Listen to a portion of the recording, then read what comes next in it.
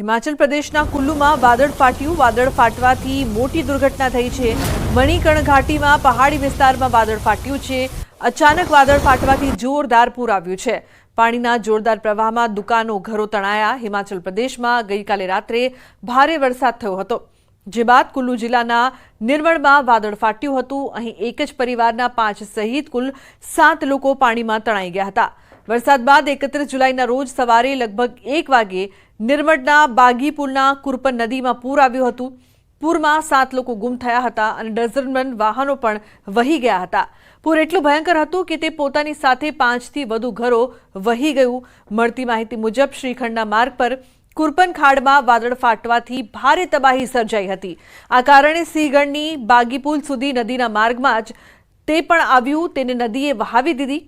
વાદળ ફાટવાથી સર્જાયેલી તબાહીમાં એક જ પરિવારના 5 લોકો લાપતા હોવાની માહિતી છે. તબાહીનું દ્રશ્ય એટલું ભયાનક હતું કે નજીકમાં રહેતા સેંકડો લોકોએ રાત્રિના અંધકારમાં જીવ બચાવવા ભાગવું પડ્યું. ઘટનાની માહિતી મળતા જ વહીવટીતંત્રની ટીમ રાત્રે ઘટના સ્થળે પહોંચી હતી, પરંતુ હજુ સુધી ગુમ થયેલા લોકો માટે કોઈ સર્ચ ઓપરેશન હાથ ધરવામાં નથી આવ્યું. સમાચારમાં આગળ વાત કરીએ. સુરતની ઉકાઈ ડેમમાં પાણીની આવક યથાવત છે. હથનૂર અને પ્રકાશા ડેમમાં છોડાઈ રહ્યું છે પાણી. ઉકાઈ ડેમમાં 66,227 ક્યુસેક પાણીની આવક નોંધાઈ છે. ઉકાઈ ડેમની જળસપાટી 327.33 ફૂટે પહોંચી છે. તો મહત્વનું છે કે પાણીની આવક જે પ્રકારથી નોંધાઈ છે, ઉકાઈ ડેમની જળસપાટી 327.33 ફૂટે પહોંચી છે. ઉકાઈ ડેમમાં પાણીની આવક યથાવત જોવા મળી રહી છે. તો હથનૂર અને પ્રકાશા ડેમમાંથી પાણી છોડવામાં આવ્યું છે.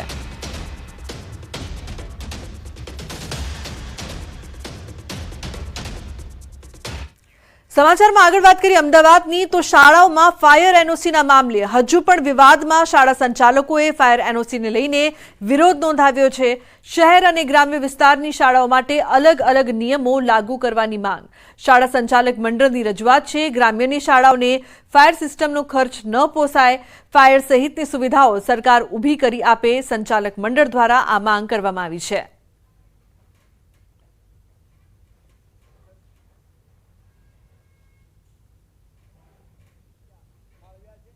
એમાંથી 250 કરોડ રૂપિયા આ વર્ષે ખર્ચવાના છે. શેના માટે? શાળાઓના બિલ્ડિંગના રિપેરિંગ માટે, કલરકામ માટે, નવા ઓરડા માટે. તો એની અંદર આ જોગવાઈ કરી અને અમારી શાળાઓમાં અમે તો કહીએ એક ફાયર સેફટી એકલું નહીં, એની જોડે જે સીસીટીવી પણ અમને નાખી આપો, જેથી હવે પછી અમારી પરીક્ષાના કેન્દ્રો 10માના 12માના જે છે એમાં વધારે અનુકૂળ રહે. એ રીતે અમે રાજ્ય સરકાર પાસે માગણી કરીશું. તો અમદાવાદમાં શાળાઓમાં આગની ઘટનાઓને લઈને થશે કાર્યવાહી. શાંતિપુરા વિસ્તારની શાંતિ એશિયાટિક સ્કૂલ સામે થશે કાર્યવાહી.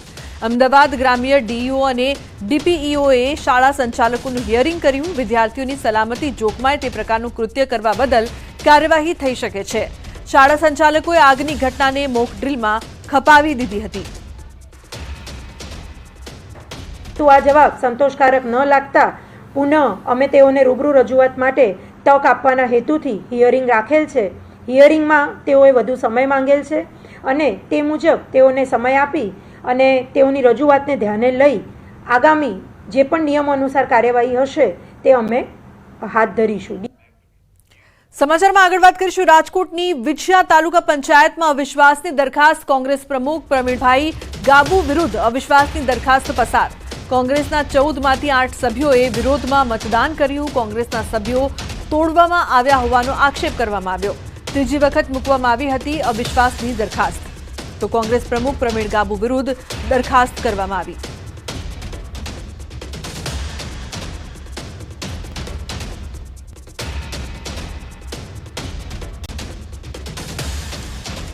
સમાચારમાં આગળ વાત કરીશું. ખાડા તો પૂરવા જ પડશે.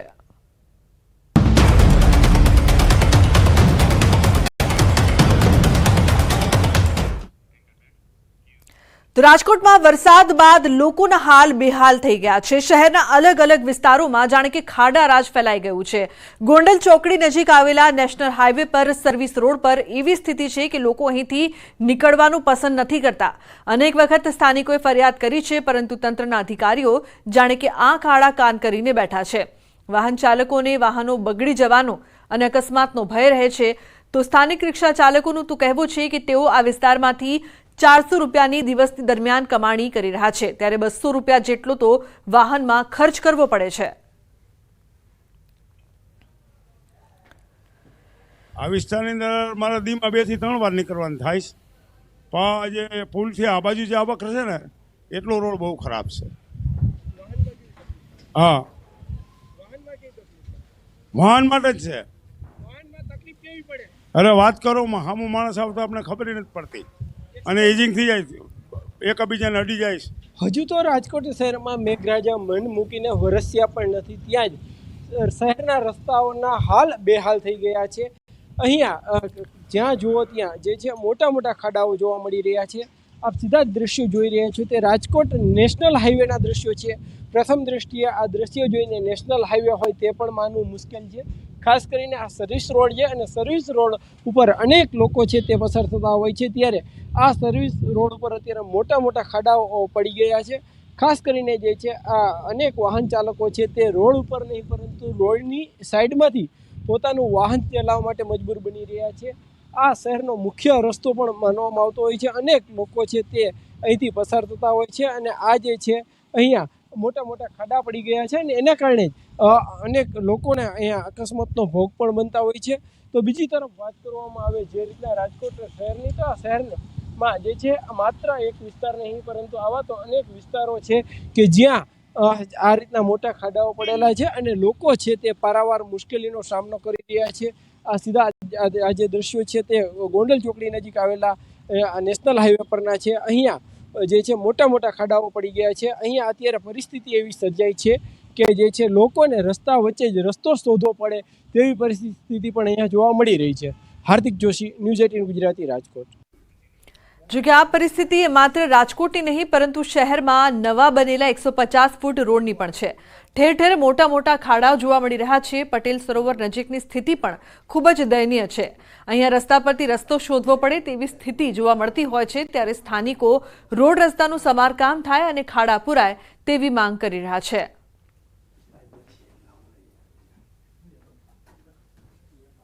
શહેરના નવા રિંગ રોડના હાલ બેહાલ થયા છે.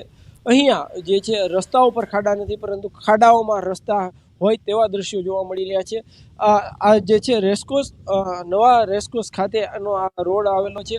બાજુમાં જ એક વિશાળ અટલ સરોવર પણ આવેલું છે જ્યાં અનેક લોકો ફરવા પણ આવતા હોય છે. આ લોકોને અહીંથી પસાર થવું પડતું હોય છે. ખાસ કરીને આ નવો રિંગ રોડ છે તે હજુ થોડા સમય પહેલાં જ બનાવવામાં આવ્યો હતો, ત્યાં જ હાલ બેહાલ થઈ ગયા છે. ઠેર ઠેર મોટા મોટા ખાડાઓ જે જોવા મળી રહ્યા છે.